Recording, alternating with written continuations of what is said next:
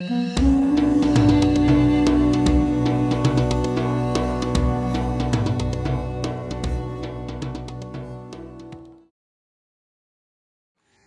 اللہ الرحمن الرحیم۔ Qudsia with knowledge کی جانب سے تمام خواتین و حضرات کو السلام علیکم ورحمۃ اللہ وبرکاتہ۔ آج کا موضوع گفتگو بے نمازی۔ اس سے پہلے کہ میں اپنی بات کا آغاز کروں، لیکن آپ سب سے التماس ہے کہ آپ میرے چینل کو لائک کریں، کمنٹ کریں، شیئر کریں اور سبسکرائب کرنا نہ بھولیے گا۔ بیل آئیکن کے بٹن کو ضرور دبائیے گا تاکہ نئی آنے والی ویڈیو آپ تک سب سے پہلے پہنچے۔ جس طرح نماز پڑھنے کے بہت سے فائدے ہیں، اس طرح نماز چھوڑنے کے بہت زیادہ نقصانات بھی ہیں۔ نماز وہ عبادت ہے جو میرے رب نے بہت سے انبیاء اور ان کی امت پہ بھی اتاری۔ یہاں تک کہ امت مسلمہ پہ نماز کے فرائض کا تعلق ہے تو یہ میرے نبی کو معراج کے موقع پہ میرے رب نے تحفے کی صورت پہ عطا کی، جس کی ادائیگی کی تاکید میرے رب اور آپ صلی اللہ علیہ وآلہ وسلم نے بار بار کی۔ جس طرح قرآن و حدیث میں نماز کے فوائد کا ذکر کیا گیا ہے، اسی طرح نماز چھوڑنے کے نقصانات کا بھی ذکر کیا گیا ہے۔ لہٰذا جس طرح نماز پڑھ کے ہم اپنے رب کی پناہ میں چلے جاتے ہیں اور اسی طرح نماز چھوڑ کے ہم اس کی پناہ سے دور ہو جاتے ہیں۔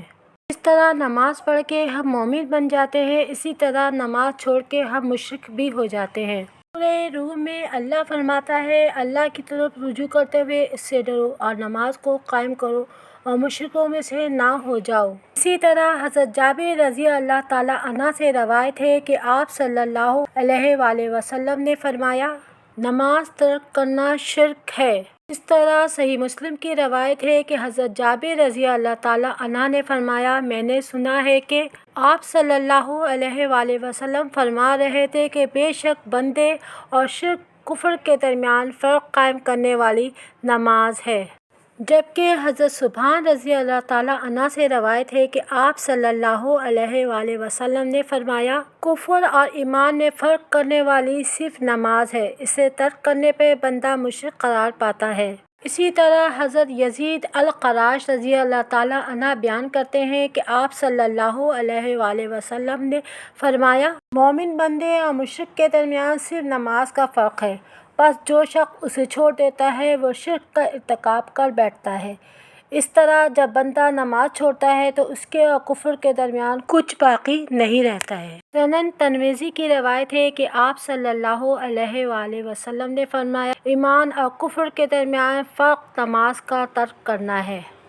اس طرح بے نمازی بے دین بھی ہو جاتا ہے۔ معجم الصغیر کی روایت ہے کہ حضرت عبداللہ بن عمر فرماتے ہیں کہ آپ صلی اللہ علیہ وآلہ وسلم نے فرمایا، بے نمازی کا کوئی دین اور مذہب نہیں ہوتا۔ اس طرح بے نمازی بے ایمان ہو جاتا ہے، کیونکہ نماز در حقیقت دین کی پہچان ہے، اس کے بغیر ایمان مکمل نہیں ہوتا۔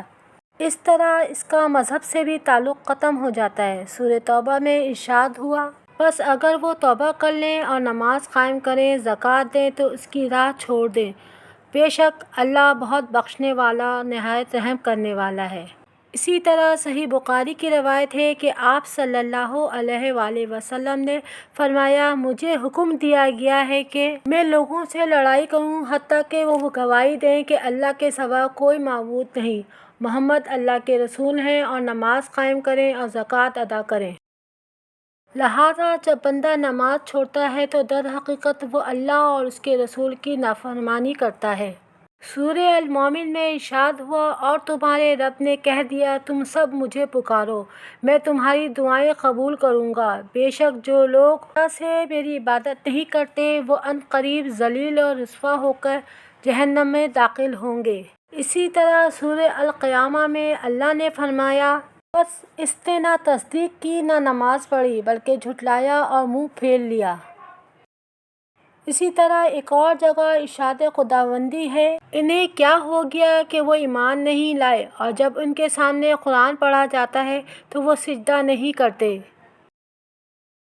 لہٰذا جو بندہ بھی یہ عمل کرتا ہے در حقیقت وہ خود اپنے آپ کو جہنم میں ڈالنے کا راستہ اپناتا ہے۔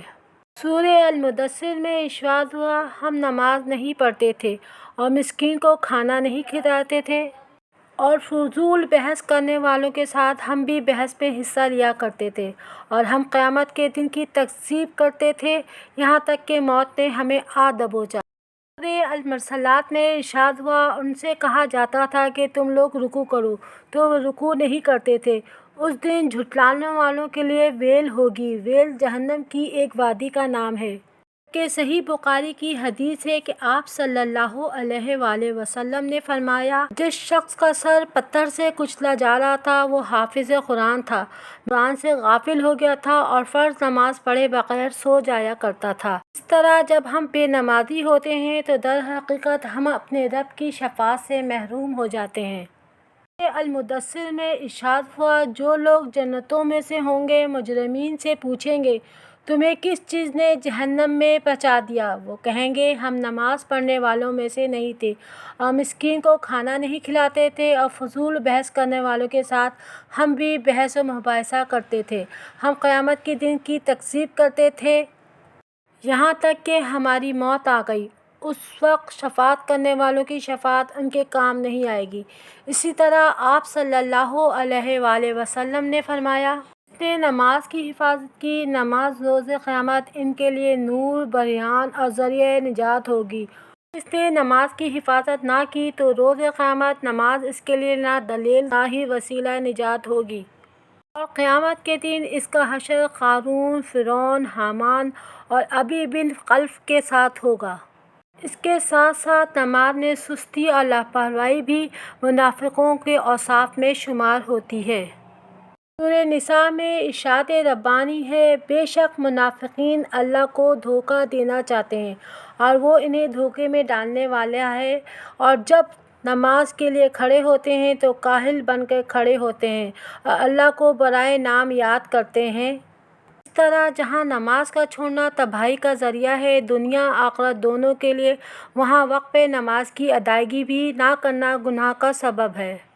بے نمازیوں کے اتنے نقصانات کو دیکھتے ہوئے اور اپنے رب اور آپ صلی اللہ علیہ وآلہ وسلم کے احکامات کو مانتے ہوئے اپنے رب سے دعا کروں گی، میرا اور آپ کا شمار بے نمازیوں میں نہ ہو۔ اللہ اپنا رحم و کرم ہم پر نازل کر اور ایک اچھا مومن بنا۔